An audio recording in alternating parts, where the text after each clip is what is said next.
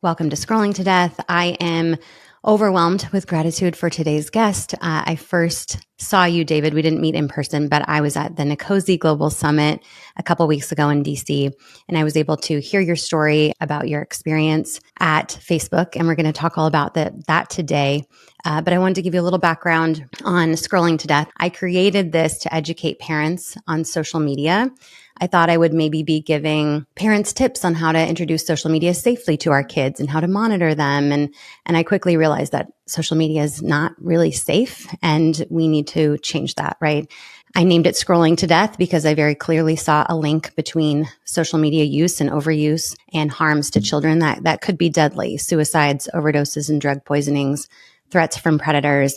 I met a lot of parents who have lost children to something to do with social media. And the problem still is that most parents believe that these platforms are safe. They're allowed for 13-year-olds.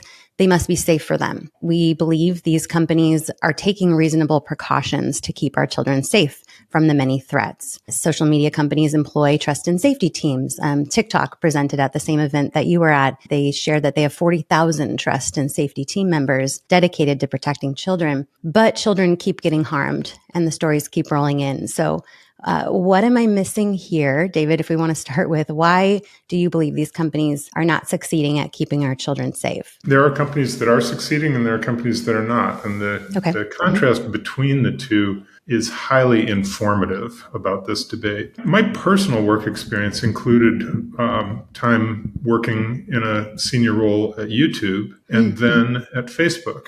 And in the talk I gave in Washington, I kind of drew the contrast between those two experiences. You know, at YouTube, we were working originally on just protecting intellectual property. So we had a program called Content ID, and content owners could use it to make sure that they had control over copies of the things that they owned that users posted up to the platform.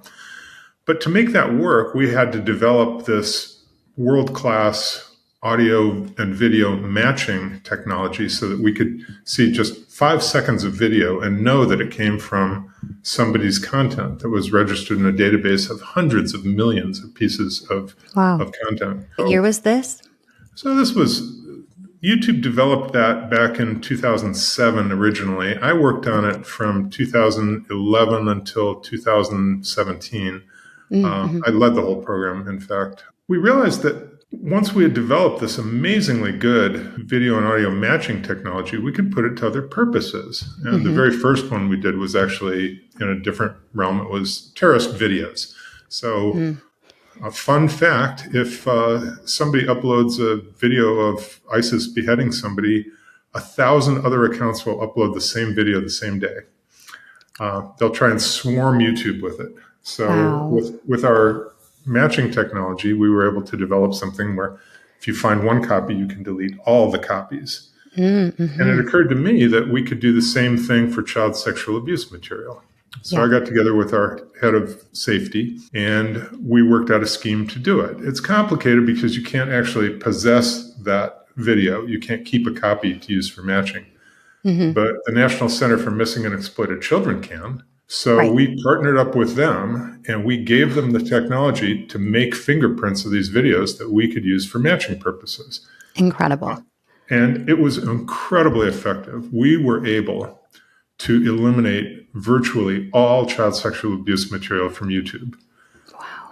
And I have to say, you know, this cost a lot of money to do. It affected lots of users, and the company never once suggested that we should do less than what we were doing. They never once questioned the budget. They never once interfered with what we were trying to accomplish. Who would when you're protecting children, right? Who would, David? Well, yeah. Then I had a somewhat different experience when I went to Facebook. So Meta today, but Facebook when I was working there.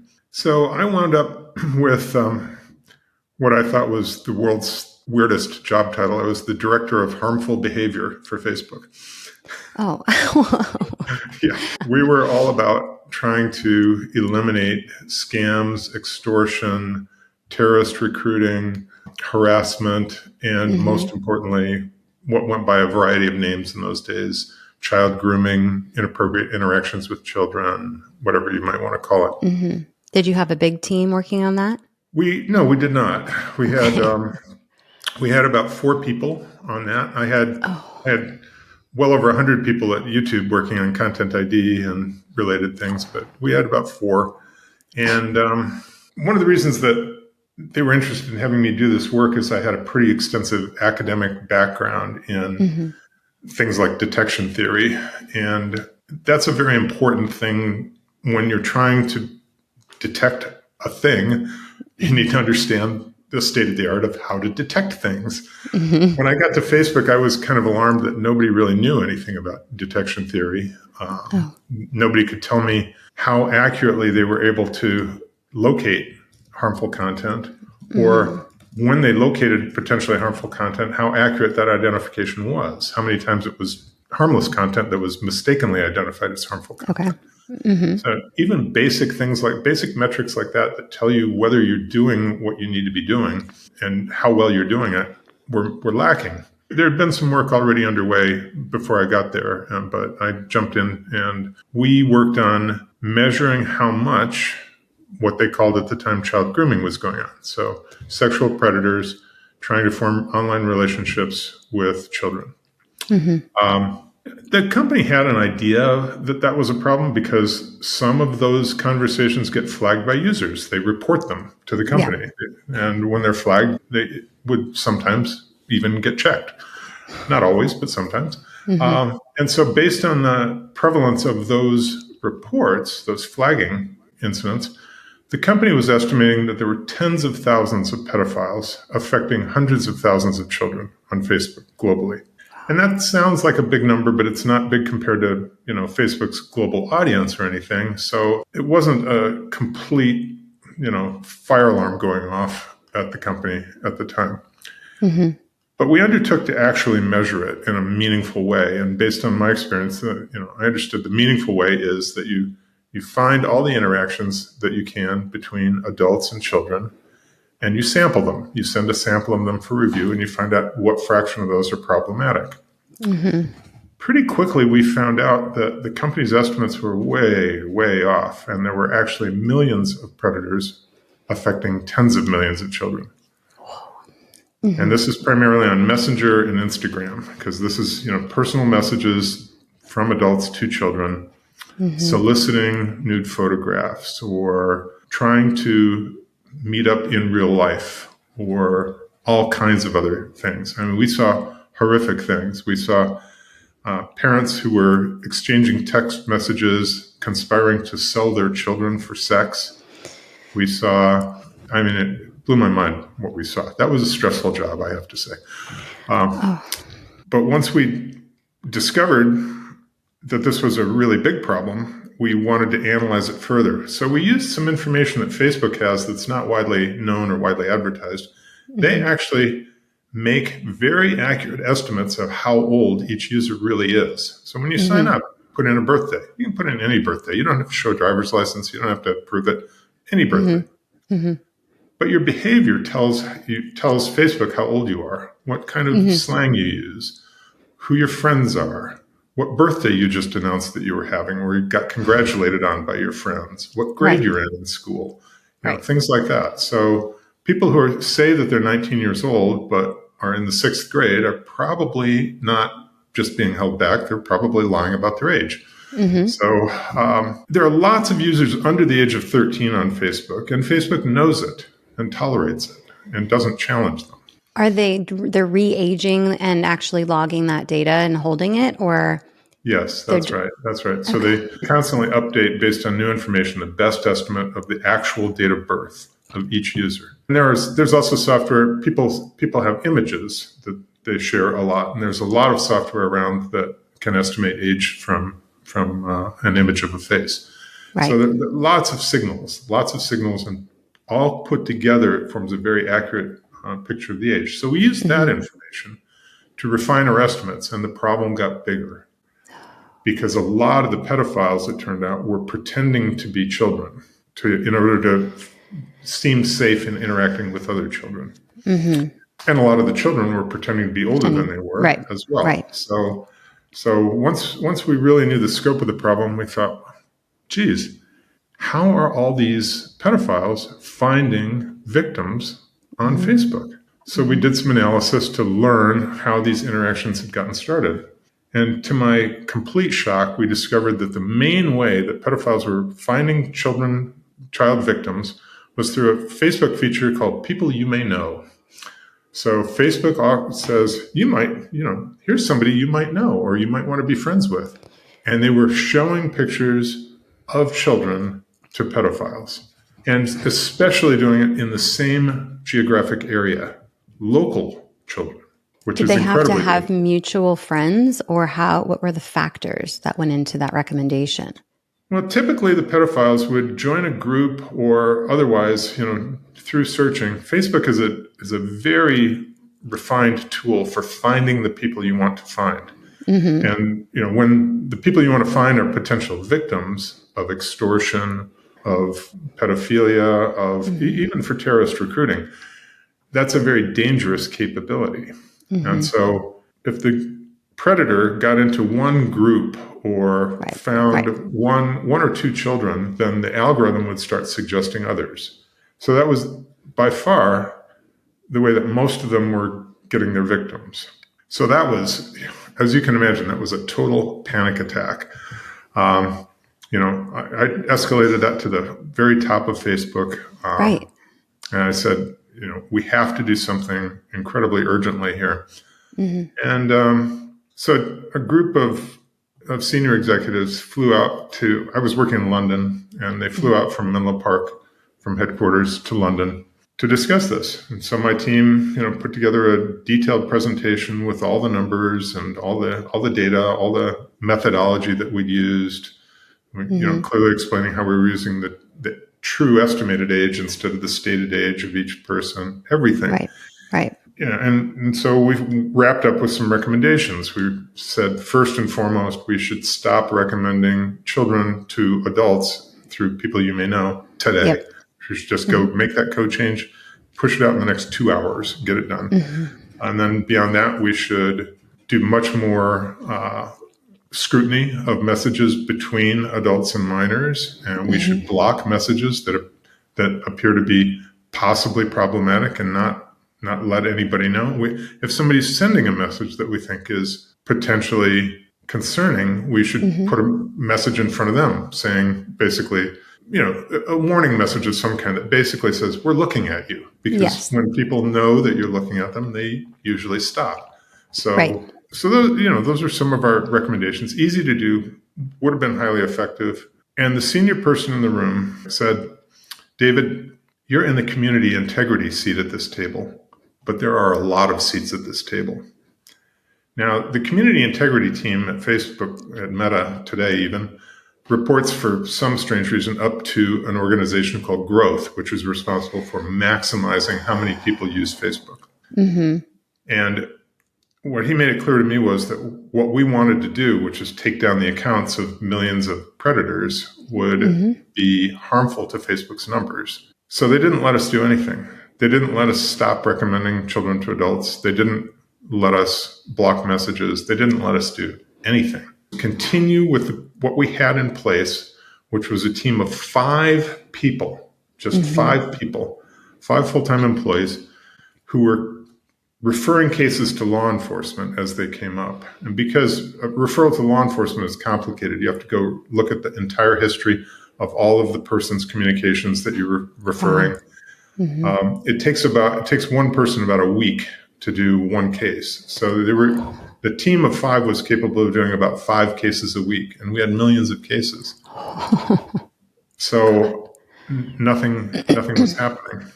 Right. But, believe it or not, it actually got worse. So, oh, no. About 2 weeks after that meeting, Mark Zuckerberg, the CEO of Facebook at the time, Meta now, announced that he had decided that the company would, as soon as they would encrypt end-to-end all these communications that we were basically able to monitor by being in the middle of it.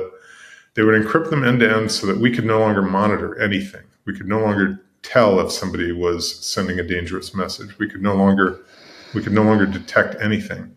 And his rationale for it was that this was a good way to protect activists and people like that from overzealous governments who wanted to, snoop on their communications. And I don't know that there was ever really a problem with snooping. I was never made aware that there was. It was more overzealous governments would constantly subpoena communications, and sometimes Facebook would push back on that. But, the company has to respond to valid subpoenas from duly appointed governments. Anyway, because of the timing of it, 2 weeks after all this stuff came up, and because the real effect of encrypting all communications was to relieve Facebook of any liability. If they can't see it, then it's not their problem. I really don't believe his sort of cover story for why they went with encryption. And at the time, I really tried to push hard back against it. I asked, senior leadership to reconsider the decision. I asked them at least to allow communications involving minors to be available for safety review, and they rejected all those recommendations. So I resigned. I left. I'm not the kind of person who quits when things are tough. I'm the kind of person who over and over and over again have kept fighting for getting a good result. And I realized that Facebook didn't want a good result. They wanted to keep predators on their platform because they were worth some money and some shareholder value.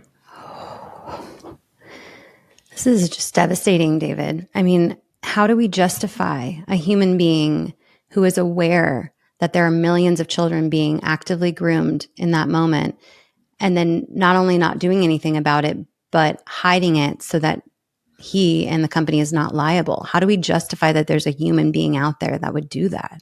Well, I'm not completely sure that everyone I worked with in high tech qualifies for me to consider them at least a human being. I think some of these people are inhuman beings, but I think there's a mentality in high tech that what you're doing in connecting people in the world in social media is just by definition is a good. It's a social good. And they're so convinced of this that they can't really cope with the evidence, the massive, massive evidence that it's not a social good. It's actually a huge social ill, especially for children. We've all seen the stories. I think you did a podcast on one of them about, I'm from an era when the bell rang at the end of class, it was a hubbub. Everyone was talking to everybody else, and now it's silent. Yeah. And it's creepy. There are so many things that are wrong with changing all of your relationships to be with your device instead of with your peers. There's so many things that are dangerous about that.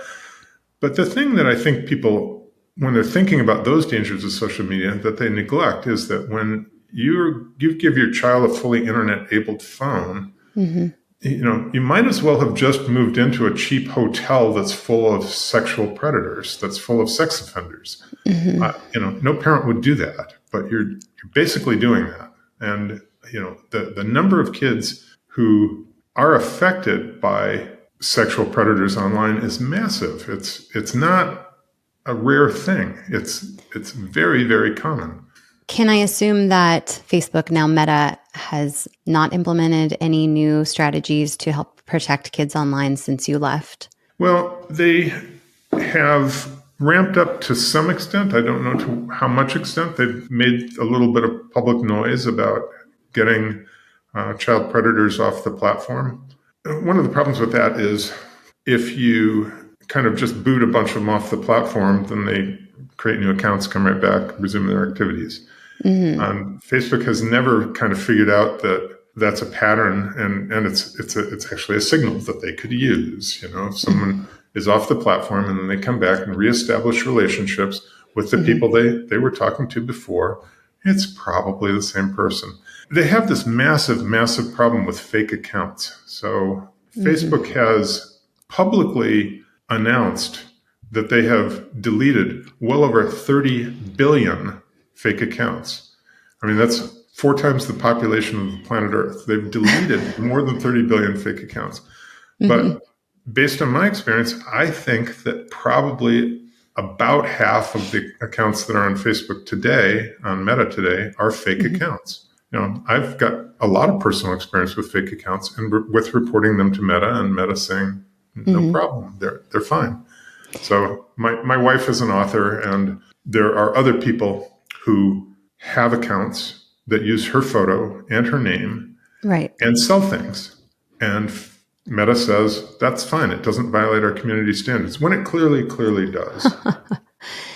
Well, a lot of these fake accounts, a person will create multiple accounts on one device. And these companies log device ID. So this is a very easy fix regarding how many accounts are on one phone. And also for children that set up 7 accounts on that they shouldn't, because they're just trying to hide stuff from their parents. Yeah, I made that argument while I worked there, and they said, people share devices. That's the real reason that you see all these different accounts on the same device. Cap it at 2, Yeah. I know. But where we are with this problem is that the companies that are so insistent that self-regulation is the only approach that's reasonable. Facebook says we can manage this ourselves. We can, they sometimes actually come out in public and say, we want regulation, but they don't. That's just PR. The lobbying behind the scenes is completely anti-regulation. But but they promise that they will solve this problem themselves with their own self-regulation, and it's a joke. It's the things that they do, the things that they Facebook boasts about the 30 billion fake accounts they've deleted.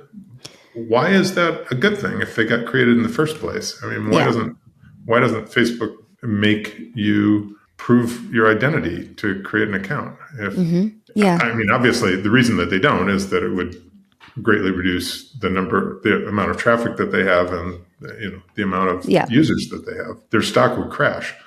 Right. But they're children that are being harmed. Parents are just so confused by this. And is the people you may know feature still active that you're aware of? As far as I know, yes. As far as I know, it is. And and I think it's an incredible thing that a simple fix like that, and it's really a very simple fix, a simple fix like that would not really hurt Facebook's business in any meaningful way, is even that is not something that they're willing to do. And other platforms are also using, so Snapchat, for example, has a quick add feature, and it says, you may know these people. Snapchat is better with friends, like really encouraging children to connect with people that they're suggesting. And this is how a lot of children are getting connected with drug dealers and getting access to fake pills with fentanyl, is through the recommendations by Snapchat. Of course, a kid's going to say, oh, they're saying I know this person. This must be my friend's friend or someone at school. And not only that, they can't even see the real picture. They have cartoons, Bitmojis on Snapchat. They look like little angelic children. And Facebook's just launched a new feature, or Meta has just launched a new feature where they're supposed to be making messages safer. If somebody sends somebody else a nude picture or something like that, then they blur it and show a warning that says, this may be nudity. I think it says this may contain nudity. And you think a teenager's not going to click on that? Exactly right. It's not even trying to be effective. It's just doing things. The word I use over and over about what they're doing is it's performative. They're just doing things that they can boast about doing that have no danger of actually inhibiting the amount of traffic they have, including this vile, harmful traffic. Right. And by showing us that they can identify a nude image, and we also know they can age people, they know how old people are, they're locating nude imagery of minors, child sexual abuse material, and then not removing it. Aren't they required to remove CSAM from their platform if they identify it? Yes, and so they're taking great pains not to identify it as CSAM. So they can identify it as nudity and call it a day. Even if they have the technical capability to identify it as CSAM, they don't do it. So the system that we built at YouTube to eliminate CSAM on the YouTube platform, we made available to the world. It's free. Anyone can use it. So Reddit uses it, Yahoo uses it, Adobe uses it. Facebook doesn't use it. Facebook won't use it. They refused to use it. Because they make a lot of money off the engagement they get from people exchanging nude imagery, including children. They had some other explanations that, for why they do it. I think the big worry was if they were sending YouTube fingerprints of all the videos that were uploaded to Facebook, YouTube would be able to tell that a lot of those videos, if they chose to, they would be able to tell that a lot of those videos had been pirated from YouTube. But that wasn't YouTube's intent, and that's not how the system is built and set up and implemented. And it's done in a partnership with the National Center for Missing and Exploited Children. It's a very well monitored and well managed kind of system. And it's, as I said, it's free. So, but they won't do it. So they do have a system for identifying, certain problematic videos, but that system is incredibly ineffective. If you just take a video and say tilt it by 10 degrees or something like that, they won't recognize it. There are lots and lots of ways to modify a video with really minor modifications that don't affect its viewability at all, that totally defeat Meta's existing system for identifying a video. So even if they've seen that harmful video before, they fail to recognize it. And then if it does eventually get recognized, then they, or it gets flagged or something, then they have to report it to NCMEC, National Center for Missing and Exploited Children. And so because they're not blocking videos in the first place, their flood of data, their flood of videos to NCMEC is bigger than every other company combined. Wow. They're saturating NCMEC. They're overwhelming them with the volume that they give them. They're not tapping into the available AI to even recognize the duplicates of the harmful videos. No. Right. And the other funny thing about Facebook and AI is when I worked there, it's been a few years since I worked there, but when I worked there, they were incredibly proud of their machine learning and their AI. But I'd come from Google. YouTube is part of Google. I'd come from Google. So let me just say I was not impressed. Their machine learning systems were almost completely unusable, and their artificial intelligence was a joke. And Mark Zuckerberg didn't know this. He really thought that they had state-of-the-art AI when they didn't at all. Right. Now, things have changed. Now they have large language models. Everybody has large language models. They're a dime a dozen, but they have large language models, so they can say that they've caught up with the world in AI.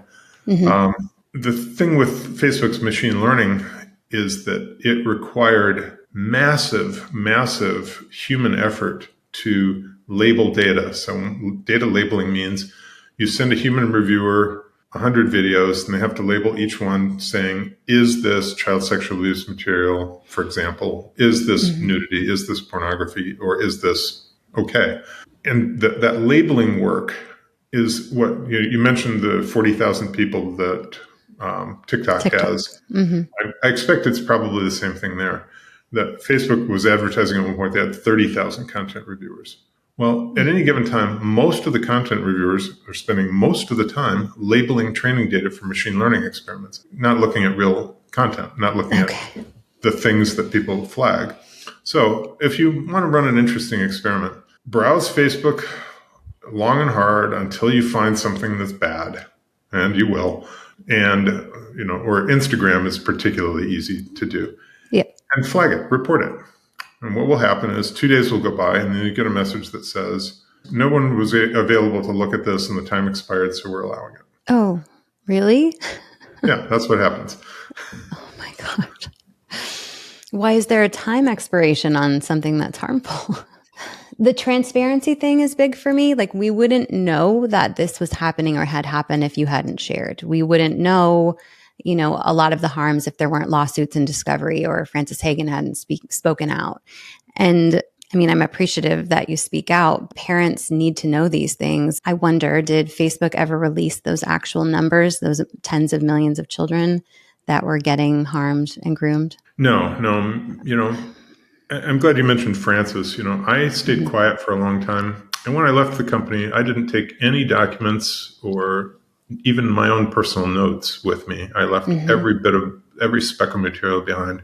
Yeah. I've never before in my life violated a non-disclosure agreement or an employment agreement. And when I saw what Francis had done, I just couldn't really live with myself keeping quiet anymore. And so I wound up becoming a whistleblower myself. But you're right about the lack of transparency. And this is why I think one of the key things is strong oversight.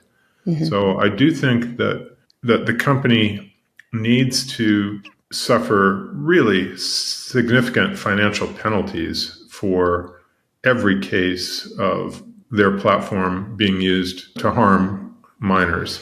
I think really strong monitoring and oversight is necessary to find out whether they're getting that done. And without that oversight, I think, it's just going to be this self-regulatory joke that exists today. When the end-to-end encryption plan for all messaging was proposed, my prediction was that the platform would become a cesspool. But when I look back on it, I think it already was. And I think it still is. The case that the state of New Mexico brought against Meta is interesting in that they not only identified a bunch of cases of New Mexico citizens who'd been directly harmed, but they created some fake accounts. They pretended to be young girls and things like that. All of the accounts that they did, that they set up, every time it attracted predators. It attracted, really nasty predators, and it attracted porn. I think the message, that your podcast is sending is a really good one. If you're allowing your child to be part of that community, then that's going to be your child's experience. If you say, yeah, you can, have a phone and you can have a Facebook account on it and you can have Messenger and you can have Instagram, then you're basically saying, and you can look at the nastiest porn you want to, you can talk to predators, you can feel free, have at it. And, I think a lot of parents really are conscious that they're making that decision. Right. And I really think that they should look at the alternatives. There are good alternatives. Your kid can have a phone, and the phone can be free of social media. And that would be a very good thing. Right. And the harms and we're talking about Facebook and Instagram today, and Meta particularly, but there are varying levels of harms in the same kind of functionality across the board. Some are better than others. A lot of parents say, I trust my child. They wouldn't make those decisions. They wouldn't fall for it. But I've talked to too many parents whose child was harmed or killed or died because they made teenagers make dumb decisions. Smart kids make dumb decisions. Teenagers with underdeveloped prefrontal cortices, they make silly decisions and they don't think it through. And they should learn from their mistakes, not be harmed to this level. And so what I'm hearing from you is you would recommend that we don't let our children and teenagers access social media at all in order to keep them safe, or what would you advise there? Yeah, absolutely. That's what I would advise. I think children feel like social media is essential in their lives. And if they live without it, they find out it's not. I had a friend of our family, her son was affected by this. It was the classic scenario where somebody pretended to be a cute teenage girl and managed to get him to send a nude picture. And then immediately it was, demanding a lot of money and, demanding he not talk to anybody else. Yeah. Luckily, he had the sense to talk to his mother, and luckily his mother had the sense to get in touch with me because she knew my background. And, I was able to give some advice and help them out of that situation, and that's great. But I also have talked to a lot of parents who weren't so lucky and who did lose a child. And there was one case of people I talked to actually at the event in Washington. The whole thing took 2 hours. 2 hours in the middle of the night. And the parents had no idea until much later, when they were finally able, after a lengthy legal battle, to get Facebook to reveal the contents of the messages that had preceded the child's death. Yeah. And I think that's probably John DeMay, whose son Jordan was a victim of financial sextortion. And they were actually able to extradite and try 2 of the Nigerian men who had been the predators in that case, which is the first of its kind. Most of these predators are getting away with it. There's been a lot of people blowing the whistle on sextortion attempts, specifically on Instagram. And Instagram did recently announce, you probably saw, Facebook and Instagram, they removed, I think it was 70,000 accounts and groups that were linked to sextortion in Nigeria Yahoo and the Boys. surrounding.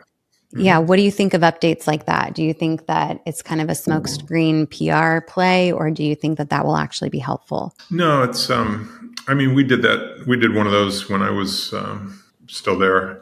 You do these, you have to, you do these rounds once in a while, but unfortunately, it's not much of a disruption to their operations. They just, they have, at any given time, they have developed a vast number of benign looking fake accounts. They haven't done anything wrong yet, but the account is there and it looks normal, and they can just, pick up and resume their activities with new accounts. It might cause some victims to be suspicious if the account was removed and the person comes back to them with a new and different account, but they usually have a good story for why they're doing that. Children are by far not the only vulnerable population out there that's getting harmed on Instagram. So one of the ones that the Nigerians target a lot is widows of American military. And they have a whole playbook for that. They have playbooks for lots of different communities of vulnerable people. And they're incredibly well organized. I mean, they collect their payments by having you send things like Apple gift cards to a P.O. box in Texas. I mean, this is not just in Nigeria. It's run from Nigeria, but it's global organized crime. And that's part of the soup that we're tossing our kids into when we say, yeah, you can have an Instagram account. Right. Kids aren't typically as valuable as blackmail victims as adults, but they're much easier they're easier prey. They have fewer defenses. They have less experience. They're not as suspicious. So yeah, they're more vulnerable, and they'll make those quick decisions without thinking it through. So David, I am not going to allow my children onto social media. I don't feel that it's safe for them and adds anything positive to their life, really. But my kids could get access on their friend's phone. My kid could get access on their school-issued device. They could go down to Walmart when they start working and buy a $50 phone and get access. So we have to regulate these companies and rely on our legislation, to force these companies to be safer for our kids, because we can't control everything in our home and we cannot protect them fully. So are you supporting any specific legislation? I know that the Online Safety Act passed in the UK where you are, but can you give me an update on what you're thinking around legislation? Yeah. So in addition to, I mentioned before that I think we need, strong oversight and strong penalties. In addition to that, I think it would be useful to enforce a stronger real identity on social media platforms. The hiding behind fake accounts is just an incredibly bad idea.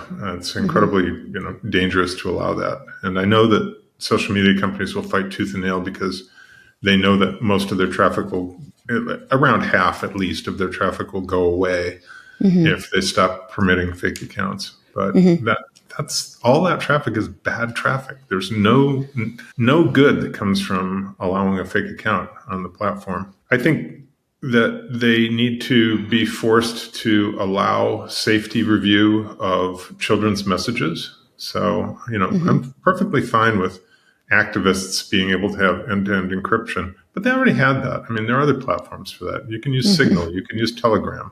So why do you need end-to-end encryption? And WhatsApp has always been end-to-end encrypted, but WhatsApp is not a platform that helps you find victims. WhatsApp is purely a communication platform.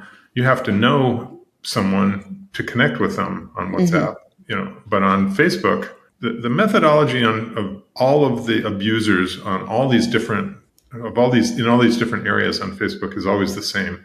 Use Facebook to find the people you want to find, then move them, create relationships, and then go on to private messaging and do the things you're looking to do there. Right.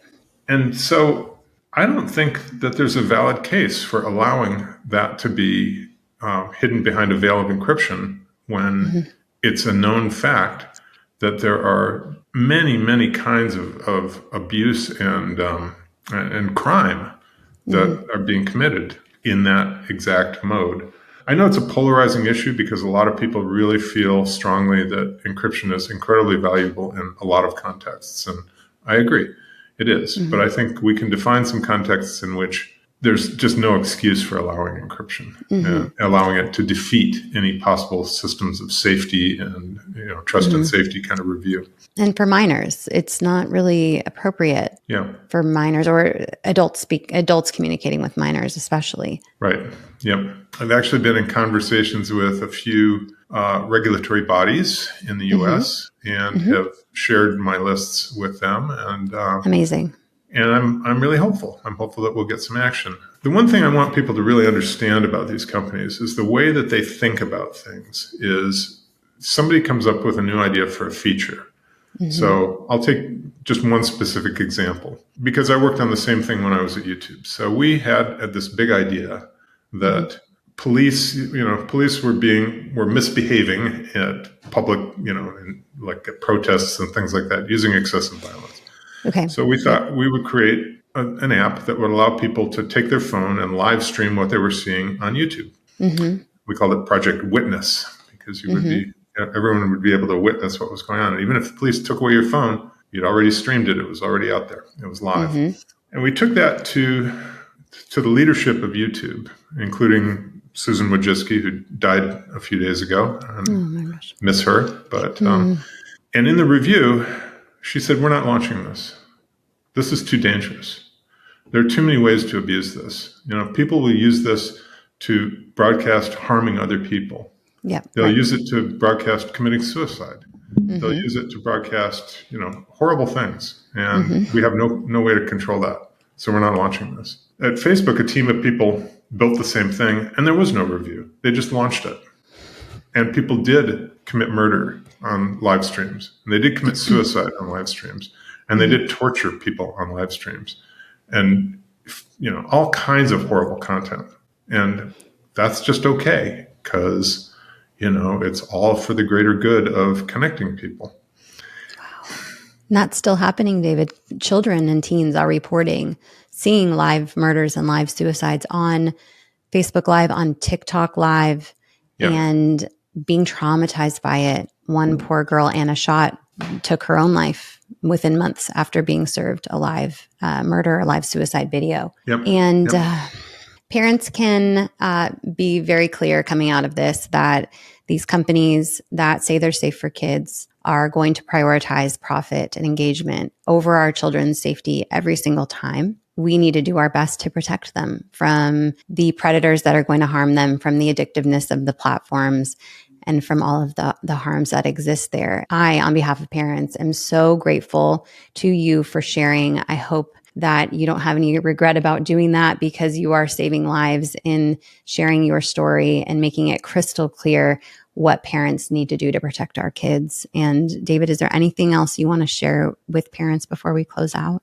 I think it's really extremely difficult to tell your kids, no, you can't do what all your friends are doing and be on social media. I think it's incredibly difficult and an incredibly brave thing to do. But if you'd ever talked to the parents of an affected child, and there are lots of them out there, you wouldn't be able to live with yourself as a parent if you did allow your kids access. And you're taking an enormous risk with your child's well-being and even their very life. And it's not something that you would ever want to look back on and say, I made that decision. I let that happen. And there's actually no psychological data to show that kids suffer any negative consequences if you keep them off of social media. And on the contrasting side, if they spend 3 or more hours on social media, they're facing double the risk of depression, anxiety, and suicidal ideation. And so, there's that, but there's also these stories of severe harms that you can show your child at some point. Some stories are harder than others. Filter them and see what you think is okay. But a lot of parents are reaching out and saying, I showed my teenager this video, this interview, and they get it now. So bring them in on the conversation and bring them in on the information that's becoming available.